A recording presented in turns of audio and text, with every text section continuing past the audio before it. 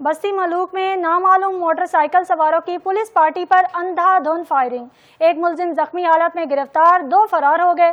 इसी पर अपडेट कर रहे हैं नुमाइंदा 7 न्यूज़ वहीद अख्तर। जी वहीद, अपडेट कीजिएगा। मैं इस वक्त मौजूद हूँ थाना बस्ती मलूक में। गुज़श्ता रोज़ थाना बस्ती मलूक पुलिस की गाड़ी को एक अफसोसनाक वाक़या पेश आया। दौरान गश्त जलालशाह रोड पर 3 नामालूम मुलजमान जो के मोटरसाइकिल पर सवार थे, उन्होंने पुलिस की गाड़ी को देखकर पुलिस पर फायरिंग कर दी, जिस पर पुलिस ने भी अपनी हिफाजत के लिए उन पर फायर किए और मुलजमान मौका का फ़ायदा रात का अंधेरे की वजह से मौके का फ़ायदा उठाकर फरार हो गए। जिसके बाद पुलिस ने इलाके की नाकाबंदी कर दी। तो दौरान सर्च ऑपरेशन एक मुलजम को जख्मी हालत में गिरफ्तार किया, जिसकी के बाद में शनाख्त मोहम्मद इमरान नाम से हुई है, जो कि उस वक़्ए में मुलव्वस था।